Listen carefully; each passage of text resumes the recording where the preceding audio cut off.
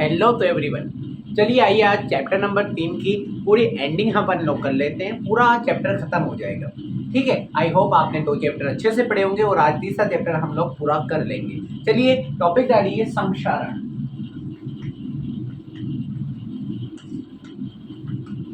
बहुत अच्छा टॉपिक है संक्षारण। टॉपिक डालिएगा, नया टॉपिक है, इंपॉर्टेंट टॉपिक है, 5 स्टार लगा के डालिएगा। ठीक है, 5 स्टार लिखना।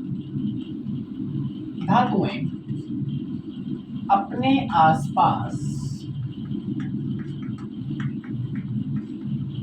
अम्ल, कोमा, आर्द्रता। आर्द्रता के कोष्टक में लिख लेना नमी। नमी का मतलब होता है थोड़ा सा वो पानी होता है ना, हल्की हल्की नमी सी होती है। ठीक है, तो आर्द्रता का मतलब होता है नमी। एवं वायु के संपर्क,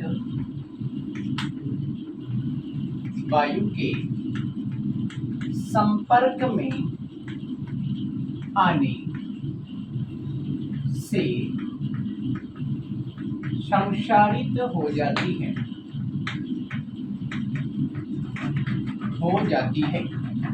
इसे संक्षारण कहते हैं।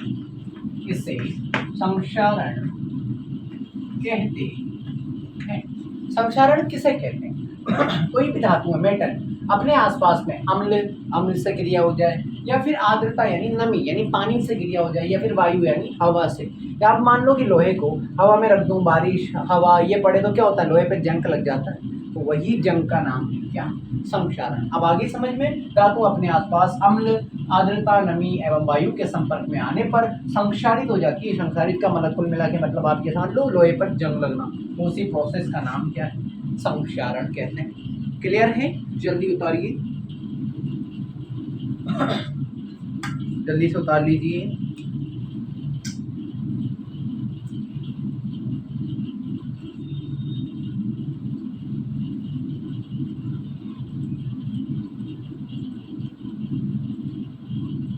ठीक है, एग्जाम्पल नंबर फर्स्ट लिखना सिल्वर। सिल्वर की कोष्टक में लिख लेना चांदी। वायु के संपर्क में आने से सल्फर से क्रिया करके, सल्फर से क्रिया करके सल्फर डाइऑक्साइड बना देती है, जो कि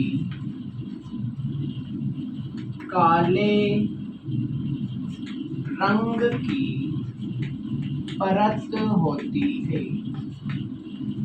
याद रखना, संक्षारण यानी जंक हर कहीं मतलब न्यूनी के लोहे पे ही लगेगा, नहीं। सिल्वर यानी चांदी। चांदी पे भी क्या होता है, अगर वायु के संपर्क में आएगी ना, पानी वगैरह के संपर्क में, तो क्या होता है, सल्फर से क्रिया करके सल्फर डाइऑक्साइड बना देगी, जो कि क्या होगा, जो कि काले रंग की परत चढ़ जाती है, जिससे कि यहाँ पर क्या होता जाता है, काले रंग की परत चढ़ जाती है। क्लियर है? जल्दी बना लो। सल्फर डाइऑक्साइड की जगह मैं नाम पूरा और सही लिख देता हूँ, पर सल्फर डाइऑक्साइड भी बनती है, लेकिन आपकी एनसीईआरटी ने दे रखा है सिल्वर सल्फाइड, तो वही लिख देता हूँ। आप आगे पढ़ेंगे तो वहाँ पर वो भी मिलेगा, बट ना आपकी 10th क्लास की एनसीईआरटी सिल्वर सल्फाइड कहती है, अपन ने वो लिख दिया, कोई इशू नहीं। आई होप आपने उतार लिया होगा, जल्दी से उतार लो।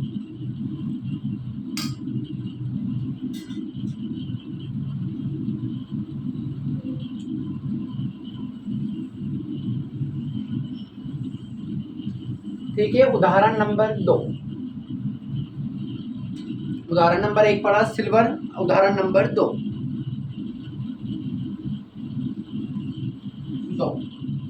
कॉपर बोलते हैं तांबे को। कॉपर वायु की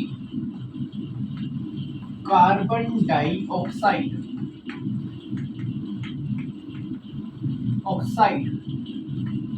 से अभिक्रिया करके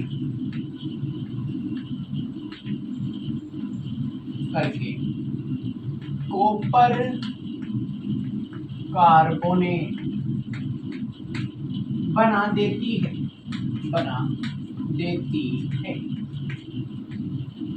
जो हरे रंग की होती है। यानी याद रखना तांबे पे भी जंग लगता है, लेकिन कैसे रंग का? हरे रंग का। तो क्या होगा, वायु के संपर्क में जैसे ही कॉपर आएगा तो वायु की कार्बन डाइऑक्साइड से क्रिया करके क्या बना देगा? कॉपर कार्बोनेट बना देगा, क्योंकि कैसे रंग का होता है? हरे रंग का। यानी कॉपर के ऊपर जंग लगता है कैसे रंग का? हरे रंग का। क्लियर? जल्दी बनाइए।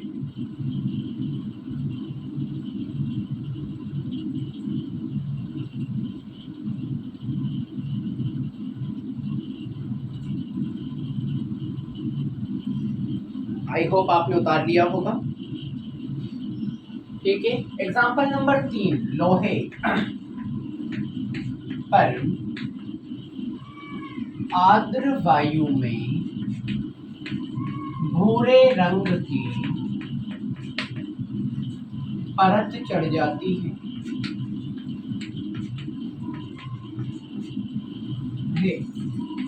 जिसे जंक कहते हैं। यानी लोहे पे भी लगता है, उससे तो प्रॉपर क्या बोलेंगे? जंग। क्योंकि लोहा किसके संपर्क में आता है? आर्द्र यानी पानी, हल्का पानी। वायु यानी हवा के संपर्क में आती है, उसके ऊपर कैसे रंग की परत चढ़ जाती है? भूरे रंग की। आप देखते होंगे कि जंग कैसे कलर का होता है? भूरे रंग का। तो चढ़ जाती है, जिससे क्या कहा जाता है? जंग। अगर कोई उठा के पूछ ले जंग किसे कहते हैं, तो अब आप डायरेक्टली लिख सकते हैं जंग किसे कहते हैं। कई जगह आपको जंक देखने को मिलेगा, कई जगह इसी का ही नाम जंग देखने को मिलेगा। तो डरना नहीं, जो आए उसी के नाम से परिभाषा बना देना। क्लियर? जल्दी उतारें।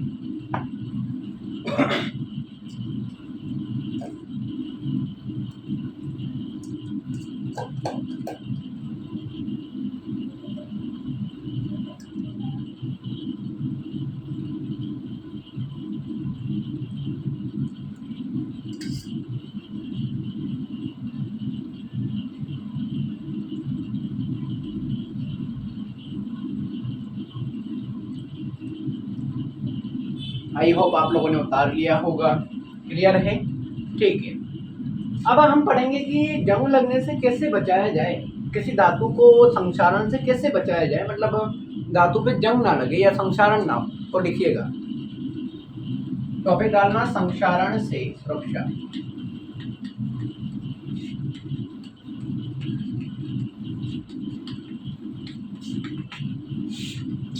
संक्षारण से सुरक्षा डैश करके लिखना। लोहे को जंग लगने से बचाया जा सकता है, बचाया जा सकता है। अब पढ़ेंगे कैसे बचाया जा सकता है। वेरी वेरी इंपॉर्टेंट क्वेश्चन आता है, याद रखना। तो डैश लगा के लिखते रहना, पेंट करके आप लोहे की चारों तरफ पुताई कर दो, पेंट, ऑयल पेंट कर दो, तो जिससे क्या होगा? जंग नहीं लगेगा। अगला, तेल लगाकर, आप तेल लगाकर बचा सकते हैं। आप ग्रीस लगाकर, लोहे पर ग्रीस लगाते हैं ना, जिससे कि जंग से बचा जा सके। तो पेंट करके, तेल लगाकर, ग्रीस लगाकर। ठीक है, अगला लिखना, ये स्टार लगाना अभी बताता हूँ। यशद लेपन कर किसे कहते हैं?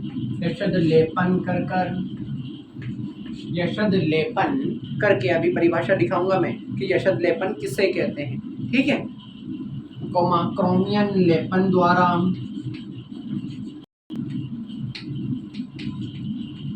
लेपन द्वारा आदि।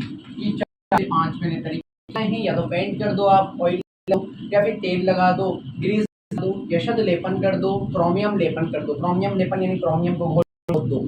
ठीक है, अभी मैं बताता हूँ यशद लेपन किसे कहते हैं। पहले आप ये उतार लीजिए।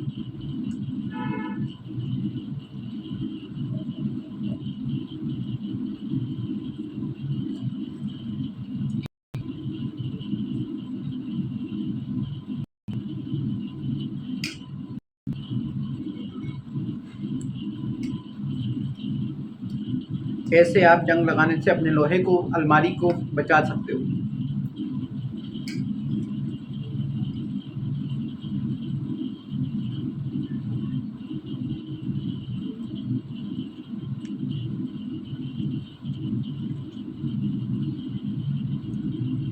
ठीक है, ठीक।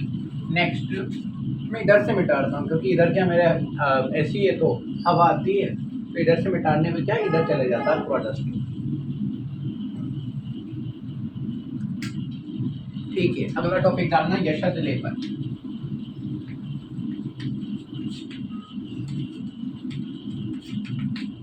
यशद लेपन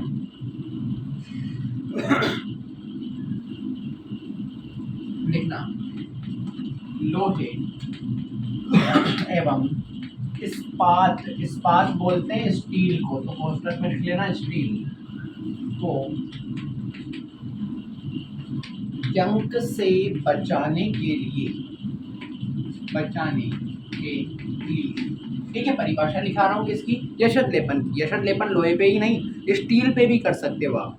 ठीक है, तो क्या लिखा मैंने, लोहे एवं इस्पात यानी स्टील को जंग से बचाने के लिए या फिर सुरक्षित रखने के लिए उन पर जस्ते,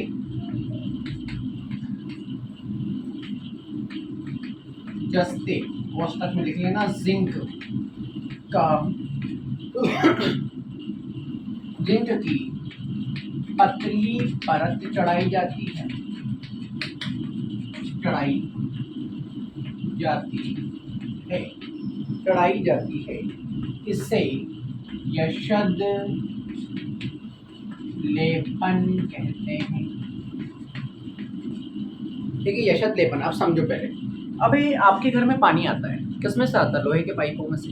अगर लोहे के पाइपों में से आता तो लोहा, तो उसमें पानी, तो जंग तो लगना चाहिए ना, लेकिन उस पर नहीं लगता। क्यों, उस पर यशद लेपन किया जाता है। अब कैसे, लोहे के पाइप के अंदर जिंक को घोलकर, जिंक को लेप बनाकर उस पर एक परत चढ़ा देते हैं लोहे के ऊपर। लोहे एवं इस्पात पर जंग से बचाने के लिए उन पर जस्ते यानी जिंक, ठीक है, जिंक की पतली परत चढ़ा देते हैं, उन पाइपों पे पतली परत चढ़ा देते हैं, जिससे क्या होगा कि वो जंग लगने से बच जाता है। और अगर जंग भी लगेगा ना तो जिंक पर लगेगा, लोहे पे नहीं।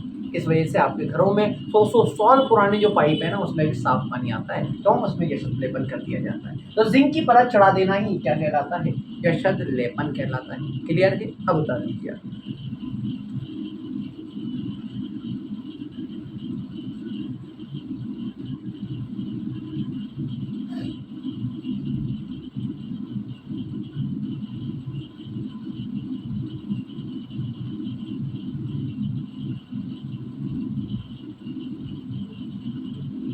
आई होप आप लोगों ने उतार लिया होगा। ठीक है, अगला टॉपिक लिखना, इधर से मिटा देता हूँ जल्दी से। अब लास्ट टॉपिक है हमारे इस चैप्टर का।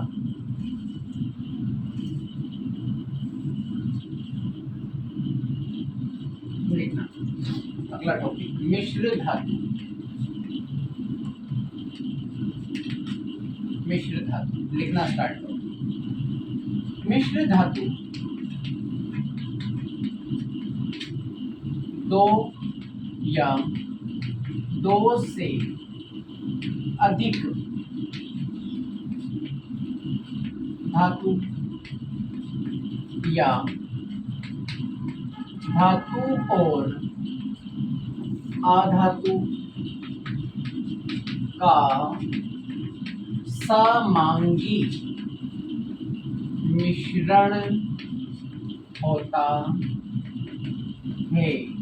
ठीक है, तो क्या मिश्र धातु किसे कहते हैं, मिश्र धातु कहते हैं दो या दो से ज्यादा अधिक धातु मिला दो, यानी धातु और धातु को जोड़ दो, जो बनेगी मिश्रण से वो क्या कहलाएगी, मिश्र धातु। या फिर एक धातु ले लो, एक अधातु ले लो, इन दोनों को मिला दो, इसके समांगी मिश्रण से यानी बराबर मात्रा में मिलाने से जो धातु बनती है उसी का नाम मिश्र धातु है। क्लियर है, जल्दी बना लीजिए।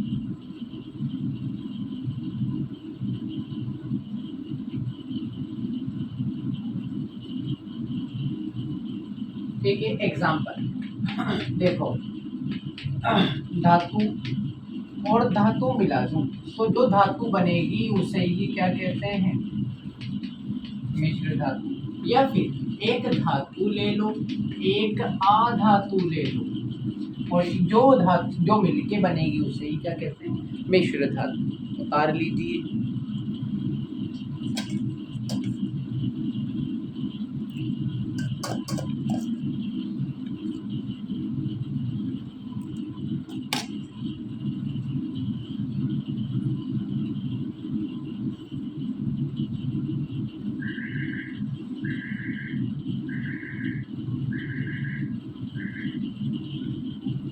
उतार लिया। अब लिखेंगे उदाहरण। मिश्र धातु के उदाहरण क्या क्या है, जल्दी उतारो। लिखना, लोहा सूक्ष्म मात्रा में, लोहा सूक्ष्म यानी बहुत कम मात्रा में कार्बन के मिश्रण के साथ, कार्बन के मिश्रण के साथ, क्या, लोहा सूक्ष्म मात्रा यानी बहुत कम मात्रा में कार्बन के मिश्रण के साथ लोहा कठोर और, लोहा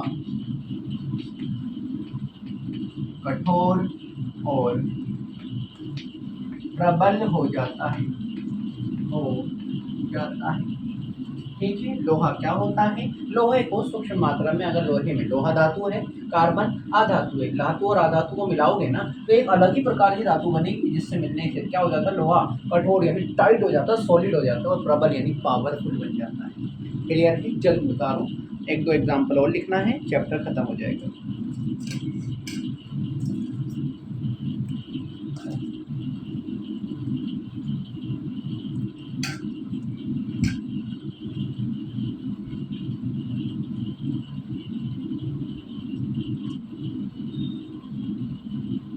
उतार दिया होगा।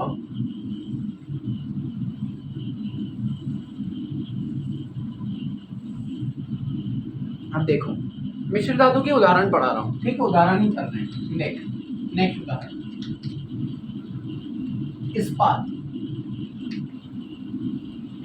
इस्पात, इस्पात बोलते हैं, अभी भी लिखाया था, स्टील को। देखना स्टील कैसे बनता है, ठीक है। स्टील बनाने के लिए जो भी तरीके से, स्टील बनाने के लिए क्या क्या मिलाते हैं, लोहा, लोहे के साथ मिलाते हैं क्रोमियम, क्रोमियम या फिर निकल, ठीक है। तो लोहे में क्रोमियम या फिर निकल मिला दोगे तो एक ऐसी मिश्र धातु यानी मिश्रण से बनी हुई धातु बनेगी जिसका नाम इस्पात या फिर स्टील होगा। क्लियर। अगला, पीतल। पीतल कैसे बनता है, पीतल बनता है कॉपर, कॉपर के अंदर जिंक मिला दो, पीतल बन जाएगा। क्या बोला, कॉपर यानी तांबे में थोड़ा सा जिंक मिला दो, आपका क्या बन जाएगा, पीतल बन जाएगा। अगला उदाहरण, कांसा। कांसा, कांसा बनता है कॉपर में टिन मिला दो, टिन, टिन एक धातु होती है, कॉपर और टिन मिला दो, कांसा बन जाएगा। कांसा मैं समझाता हूँ क्या है। कभी कभी आपने अपने पूर्वजों के ज़माने में देखा होगा कि काली काली थालियों में खाना खाते थे, ठीक है, जो तांबे की तरह लगती थी लेकिन काली होती थी, जिसे बोला जाता था कांसे की थाली। तो वही थाली है ये, जो कांसा किसका बनता है, कॉपर का, और उसके अंदर थोड़ी सी मात्रा में टिन मिला दो तो आपका बन जाएगा कांसा, ठीक है। अगला, सोल्डर।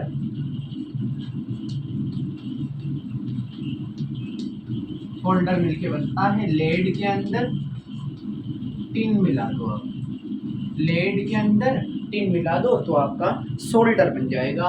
और लास्ट इस चैप्टर की लाइन, और ये याद रखना, 5 स्टार लगा लेना लास्ट लाइन पे, याद रखना, अमलगम। क्या, अमलगम, याद रखना, बबलगम नहीं, ठीक है, अमलगम। अब अमलगम में कुछ नहीं करना आपको। मरकरी, जानते हो ना मरकरी को क्या बोलते हैं, पारा, जो जब डॉक्टर ब्लड प्रेशर नापता है तो वो सामने चमकना चमकना चढ़ता है, पारा, उसके साथ कोई भी धातु मिला दो, अन्य धातु। अगर आपने मरकरी में कोई भी अन्य धातु मिला दी तो मिक्सचर जो बनेगा वो मिश्र, ये क्या बोलते हैं, मिश्र धातु बनेगा, और उस मिश्र धातु का नाम अमलगम कहलाता है। क्लियर है। आई होप आप लोगों को समझ में आया होगा। और टाइगर बाहर जा रहा है, ओके। आई होप आप लोगों को समझ में आया होगा, ठीक है। यहाँ पर हमारे चैप्टर की समाप्ति हो गई है। गारंटी देता हूँ जो लिखाया वही आएगा, पूरे चैप्टर की लाइन टू लाइन रट लो। क्लियर। और मैंने हर बार बोला है, जैसे ही चैप्टर समाप्त हो ना, आप अपने क्वेश्चन आंसर जो पीछे बुक में दिए हुए हैं ना वो पूरे कर लिया करो। क्योंकि ये मान के चलिए 20% 30% क्वेश्चन तो वही आने जो आपकी बुक के पीछे और बाकी के नोट्स में लिखे हुए हैं, तो पूरे कर लिया करो। बस नोट्स प्लस क्वेश्चन आंसर दोनों का मिक्सचर 100% बनने से कोई रोक दे गर्दन काट देना। क्लियर है? तो मैं यही कहूँगा आपसे, सपोर्ट बनाए रखें, ठीक है? साथ बनाए रखें, भरोसा बनाए रखें, बाकी का मेहनत जारी रखें। आप क्वेश्चन आंसर करें, नेक्स्ट चैप्टर लेके आते हैं अपन लोग, ठीक है? हाँ, बहुत सारे को डाउट है क्वेश्चन आंसर कहाँ से करें, हम तो गरीब हैं, फलाना है, ऐसा वैसा कि हमारे पास पासबुक नहीं ला सकते, कोई दिक्कत नहीं। पासबुक नहीं ला सकते तो एनसीईआरटी का ऐप आता है, मोबाइल तो है, वहाँ से निकाल सकते हो, कोई दिक्कत नहीं। मैं आप लोगों के लिए भी लाने जा रहा हूँ बहुत जल्दी कि ये होती है ना, मतलब बुक का चैप्टर वाइज मैं क्वेश्चन और आंसर वीडियो बना के डाल दूँगा, ठीक है? मतलब ये पहले चैप्टर के क्वेश्चन आंसर उसमें क्वेश्चन भी और आंसर भी। तो आप कुछ मत करना, वीडियो सामने रखना, सामने से सामने उतार लिया करना। लेकिन इसके लिए थोड़ा टाइम लग सकता है, मुझे टाइम देना पड़ेगा क्योंकि मैं भी सुबह से 8 बजे से शुरू होता हूँ, शाम को 6 बजे तक लगातार पढ़ाता हूँ बिना रुके। तो इस वजह से थोड़ा मुझे भी टाइम देना पड़ेगा आप लोगों को। बाकी का आई होप आप मुझे टाइम देंगे और अपनी मेहनत को जारी रखेंगे, ठीक है? बाकी का मिलते हैं नेक्स्ट चैप्टर के साथ में। मुझे जहाँ तक अंदाज़ा है अपन चौथा चैप्टर स्टार्ट नहीं करेंगे अभी। चौथा चैप्टर है ऑर्गेनिक केमिस्ट्री, अपन जाना नहीं चाहते। ऑर्गेनिक केमिस्ट्री और केमिस्ट्री को अपन एक साथ पढ़ना चाहते हैं। तो मैं जहाँ तक अंदाज़ा है तो आपका बेहतरीन और आपका मनपसंद चैप्टर स्टार्ट करने जा रहा हूँ, रिप्रोडक्शन। चैप्टर नंबर शायद 7 या 8 होगा, 7 होगा, ठीक है? रिप्रोडक्शन, मानव में जनन या फिर जीवों में जनन कैसे होता है वो स्टार्ट करेंगे। चलिए मिलते हैं नेक्स्ट वीडियो के अंदर, नेक्स्ट क्लास के अंदर। जब तक के लिए थैंक यू।